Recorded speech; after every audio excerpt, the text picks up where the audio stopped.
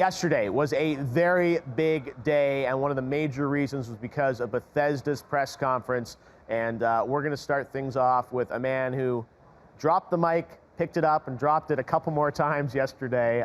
Todd Howard from Bethesda Game Studios. Great to see you again, Geoff. It's great to see you, Todd. I got to say, we knew that you were probably going to be on stage yesterday talking Fallout 76, but you just kind of decided to up the ante with like a lot more one more things. Was that always the plan, to just kind of say like, here's everything we're doing? I don't know that it was always the plan. We kind of got there. We're doing so many things. Yeah. And traditionally we would say, let's focus on this. But our fans kind of, they find a lot of things we're doing and they want to know. And so we just talked about it like, let's just be upfront and say, here's what we're doing, because we're excited about it. Yeah. And we think, all of our fans are as well. So it was, let's just get it all out there and let everybody know what we're doing. Yeah, well, because I remember it was a couple years ago on this show where you sort of talked about, your longer-term philosophy for the studio, and that, you were going to do the Elder Scrolls 6 after this other mystery game that was sort of in between. So I guess we now know what that mystery game is? Yes, it's Starfield, okay. Which is incredibly exciting for us. We've been working on it for a long time. Yeah. And, it's one of those things where even though we're announcing it, there'll be a time, obviously, where we really show it off and dig deep, and that'll be closer to its release. Right, because that's the thing is you announced them, but he said it really was just a logo resolve, and there's not a lot. You said it was, I think it was a next-generation single-player experience is what you're saying about it, right? Yes, yes. Does that mean it's single-player only? It won't have online? Like you're focusing that on just a single-player experience? Its focus is single player. Whether it has some social connection, I don't know. I don't want to guess right now. Okay. But that's our focus for that game. It's not one of these share world games we get to follow, but it's very much like your next big epic single player. Exactly. Yes. Yeah. Amazing. So I mean, tell me for you and sort of you look at your time, how you're sort of you've got 3 studios now in BGS. I mean, where are you focusing your time right now? I tend to, look, first of all, we have a great team. Yeah. And I've worked with a lot of these people.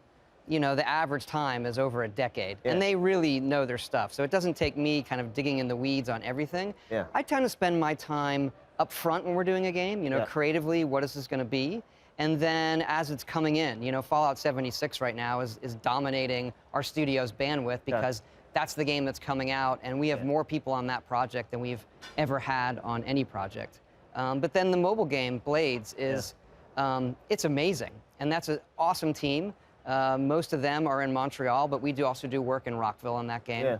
And that's fun to do as well. So for me right now, I'm still a kid in a candy store. I get to look at all of these games and work with all of these amazing people. But is it transitional for you? Because I think for many times your team, you were focused on kind of one project. It was all in 100% on that. And now you've got, feels like 4 or 5 things that are sort of competing for attention. Well, the other thing is, I think it's from the outside. It's viewed one way. We always overlapped. Okay. Oblivion into Fallout 3, into Skyrim, into Fallout 4, and then Fallout Shelter, and doing VR versions. Yeah. And so this is just, it's a larger scale of that, but it's the same, where we'll do pre-production with a smaller amount of people until the game is really there. Right. And then when we enter production, we move the bulk of the studio to that game, but not all of the studio. And then as it's, coming in to get finishing for shipping, that's where our focus is. So would you say, Starfield, Elder Scrolls 6, are they in production now? I would say Elder Scrolls 6 is in pre-production, and Starfield is in production. It's a game we've been making for a while. Well, okay, so you're able to play Starfield now. Oh, yes, absolutely. That's a good way to say it. Starfield is playable. Yeah. Elder Scrolls 6, not in that way yet. Now, when you were on the show a couple of years ago, Elder Scrolls 6, you said that, I think something along the lines, someone reminded me on Twitter last night, that the technology wasn't there yet for the game you wanted to build when you said this thing was 2 years ago on the show. Yes. Is the technology there now? It's getting closer. Okay. What is your vision? I'm sure you don't want to say a lot about it, but what's the type of technology that you were looking to bring to life to be able to make? I don't want to spoil anything yet. I think the teasers that we put out they're kind of A, announcing the game, and B, ones of tone. Yep. How does the game feel? Hints at where it's set for both of them, both Starfield and Elder Scrolls 6. Okay, well, Starfield, we know. Space, I guess, seems like some kind of space. It is space, something. Elder Scrolls 6, I'm sure the fans have been tearing apart. Even the music, it feels like. There's a little bit of info there, right? It'll have a subtitle at some point. It will at some point. Yeah. Even for us, though, putting that, redoing that music and putting it up there, even we get we get goosebumpy. Yes. Like we can't wait, to have everybody be able to play this game. But that's us too. We want to. I say that kind of creates like it's almost a tone, sort of rallying call for the team, I'm sure too, because it's like 1,000%, 1,000%. Like, I mean, such a beautiful image, and again, not much more than that, but you see this. And there's some things there to pick apart, but we'll let our fans do that. I'm sure the rewinds are already happening. All right, well, that's the future. We're really excited that and even for you, this is, I'm sure, the next number of years of your life, thinking of like all these games and all these projects. As you get on, it's kind of. You do it for a long time, and you think, well, what are all the games I want to make? Yeah. Well, let's just do it. Life is short. So that's kind of been my attitude lately. Well, let's talk Fallout 76, because that is coming out this year, and you gave an amazing presentation. You're such a master at sort of Thank you. encapsulating I learned all from this. you.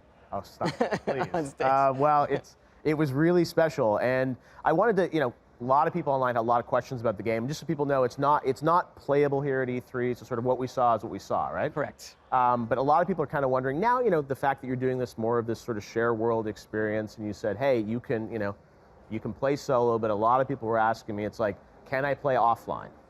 You cannot. You will see, even if you're playing by yourself doing quests, you will see other players. Okay. And you can interact with them, or you can ignore them, because there is a quest line. One of the main things that I saw feedback was when we say there are no NPCs. Okay. Okay, so that's one of the big differences that we really leaned on, which is every character you see is a real person. Yeah. But there are still robots and terminals and holotapes. If you see a lot of the quests we do in Fallout 4 that are kind of this found world quest thing, we still do all of that. Okay. But then, so if you sort of picture doing those quests, or you watch someone play Fallout 4, it's like that. But then, as opposed to running into a gang of raiders, those are real players. So there's always PvP, like you can never. Well, first of all, I'd say we're still dialing that. Okay. We don't want it to be griefy, but we want to have some drama there. Okay. So there is a way that you can decide to do PvP, and we are currently balancing kind of the incentives for someone who wants to be very aggressive to people and those who want to ignore it. Yeah. And that really comes down to the in-game incentives and then also the social incentives. But I would say we don't want it to be griefy in any way, and we'll dial it in so people can say, look, I don't want to deal with that. So you can pick. It's like I don't want PvP. Well, you want a little bit of a little fear, I guess. We want a little bit of drama there without without them ruining your game. Okay. All right. Fair enough. A lot of people are wondering, VATs obviously in an online environment. How is that going to be accomplished? Still there. Okay. It's real time. So it's real time VATs. Yeah. Okay. Not slowing time, really? It doesn't slow time. Right, yeah. But it lets you target and pick parts and all of that, but it's in real time. It still works great. Yep. It's different, obviously, because it's real time. Yeah. But the basics of it, which are, well, I'm not that good of a Twitch shooter. Yep. You see some other games. That's a good reference point. I won't even mention it. People will dig into it too much. Right. But you can kind of picture how it works. Like, I'm not as good at lining up someone and getting a headshot, but I've made my character good at VATs. Oh, and now I can do that. Okay. Do you see this as sort of, a game as a service where there's going to be content, there's going to be end-game raids? I mean, is it like, are you treating it like this, where it's sort of going to continue to evolve over time? Absolutely. With this, there's so much in it. That's the other thing. We always do too much stuff. And there's so much in this game that once we find out, here's what the players like, or here's what they're missing and they want, since we've built a system, our plan is to be adding into the game constantly, tweaking it, and have that long-term interaction with all of our fans. Now, the fans, I think, want to know about mods in an online environment. It's such a huge part of your games over the years, BGS. How are you going to treat the idea of mods or user content in this environment? We love mods, and so we are 100% committed to doing that in 76 as well. Okay. We will not be able to do that at launch, though. Yep. Our goal for launch, this is really new for us, is have a well-running, robust service, and then some period later, we're currently still designing what that service looks like. You'll be able to have your own private world and be able to mod it and do all of that. We think with our games, that's where the long-term life of them really is. Yeah. That is trickier when you get into an online world, but we're definitely committed to that. Just won't be at launch. All right, now it's a big anniversary for Fallout this year as well. Fallout 3 anniversary. You guys gonna celebrate in any way? The Fallout anniversary? Like a remaster? Is that what you're... Yeah, so fans want something? We aren't right now, but you can play Fallout 3 actually on Xbox One. It plays in 4K. It's amazing. So it's still there. You can still experience it. Exactly, because I was saying people love playing your games and playing them again, and as you joked with Skyrim Alexa, which I heard that was your idea. Someone was telling me last night that very much. That was a joke that escalated. But it's so fun, and now you can actually get the app on Alexa. Someone told me. Someone built that. We didn't say it on stage, but it's actually real. That's insane. Because we wanted people, you'd see the commercial, you laugh, you go, hey, Alexa, play Skyrim, and then, oh shit, this is real. It's a real game. Yeah, no, it's amazing. It was like a joke we all make too, like, well, what would be the funniest place to put Skyrim? And then, oh, we should do a commercial. We should do that. And there was, no, we should really do it. No, it is a great piece, and I love that you're sort of, so self-aware about it, because it was, as you said, even though Todd is not on the internet officially on Twitter. Yeah, I was joking before. It's like now that you're making an online game, you've got to come online. But you're reading everything. I feel like I do read a lot. Yeah. I'm on the forums a lot. I'm on Reddit all the time, and it's great. Our fans are really the best.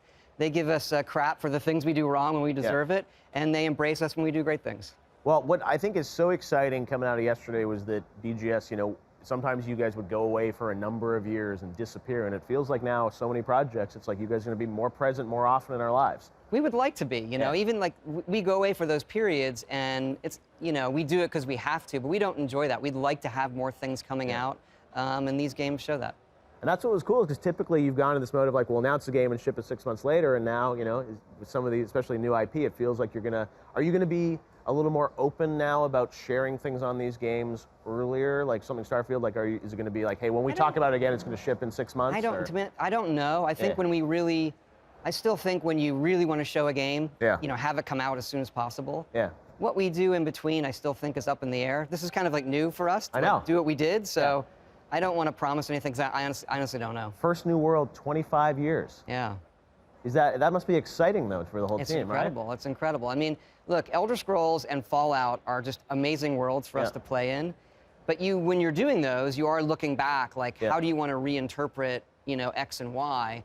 And then you go into Starfield and you say, okay, what is the tone of science fiction that we think is unique, that really excites us? What would we want to do in that kind of game? And then, it being us, it's extremely ambitious. And is that an idea you've had for, a decade, or like how? Yeah, absolutely. In your head, and you just wanted to do it? Yeah, and then you talk about it in the studio, and ideas get put on it. It massages itself through lunchtime conversations over a decade, maybe. Wow. And then we filed the trademark 5 years ago. Wow. So that's when we really... That's what our fans have. They see the trademark. Well, that's why people have known that there was something, but always people like, when are they going to announce it? What is it? And I think it's great that you say like, hey, yeah, we're making it. We're not saying much about it, but it's like, it's something that, you're obviously playing, thinking about, and we can't wait to see. I think it's great to see that we need people like you and your team building new IPs and pushing our industry forward in that way too. So it's great to see that you guys are signing up for the hard work of not only building a game, but an entire new universe. It's the fun work. It's the best.